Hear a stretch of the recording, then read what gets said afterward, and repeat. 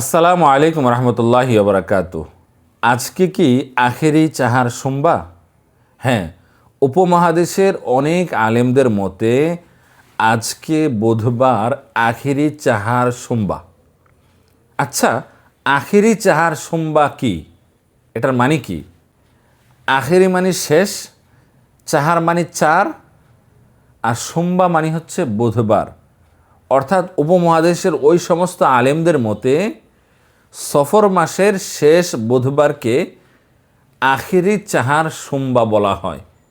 তবে এই পরিভাষাটা কোরআনে ব্যবহৃত হয় নাই, হাদিসে ব্যবহৃত হয় নাই। এটা তাদের নিজস্ব পরিভাষা। কেন সফর মাসের শেষ বুধবারকে আখিরি চাহার সোমবার ওনারা বলে থাকেন? ওনাদের দাবি যে সফর মাসের শেষ বুধবার রাসূলুল্লাহ সাল্লাল্লাহু আলাইহি ওয়াসাল্লাম প্রচণ্ড অসুস্থতা থেকে কিছুটা সুস্থতা তিনি লাভ করেছিলেন এবং সাহাবীদের সামনে গিয়েছিলেন। সাহাবীরা রাসূলুল্লাহ সাল্লাল্লাহু আলাইহি ওয়াসাল্লামের এই কিছুটা সুস্থতা দেখে তারা অত্যন্ত খুশি হয়েছিলেন।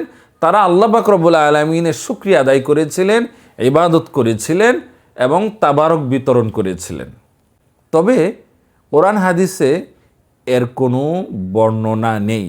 তবে হাদিসে যেটা আছে যে রাসূলুল্লাহ সাল্লাল্লাহু আলাইহি ওয়াসাল্লাম যখন প্রচণ্ড অসুস্থ ছিলেন, তখন একটা সময়ে মৃত্যুর কিছুদিন আগে কোনো একদিন রাসূলুল্লাহ সাল্লাল্লাহু আলাইহি ওয়াসাল্লাম কিছুটা সুস্থতা অনুভব করেছিলেন এবং তিনি সাহাবীদের কাঁধে হাত রেখে তার পাগুলো জমিনে হেঁচড়ে হেঁচড়ে যাচ্ছিল। এইরকম অবস্থায় তিনি মসজিদে নামাজ পড়েছিলেন। সুবহানাল্লাহ। তো রাসূলুল্লাহ সাল্লাল্লাহু আলাইহি ওয়াসাল্লাম তিনি প্রচণ্ড অসুস্থতা থেকে মৃত্যুর আগে কোনো একদিন সুস্থ হয়েছিলেন, এটা হাদিসে আছে।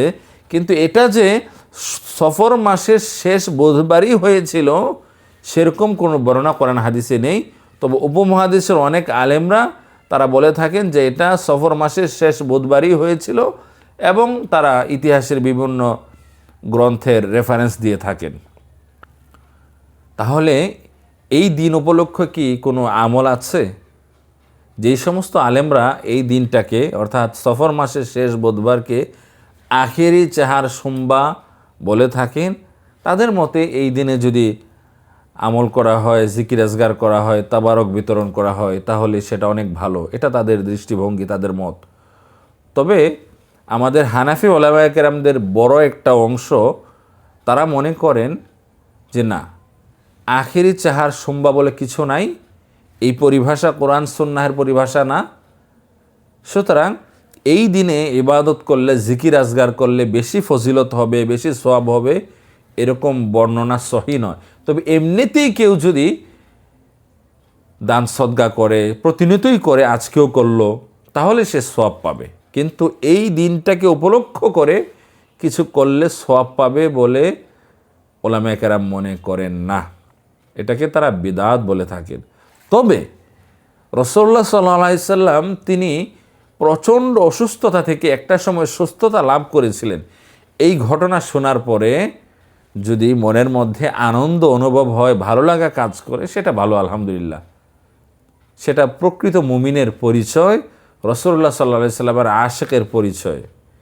কিন্তু তার মানে এই নয় যে আমরা সফর মাসের শেষ বুধবারকে আখেরি চাহার সোমবার হিসেবে বলবো এবং বিভিন্ন রেওয়াজ রুসুমের মধ্যে নিজেদেরকে সম্পৃক্ত করব এবং বলবো এগুলো করলে এত এত ফজিলত।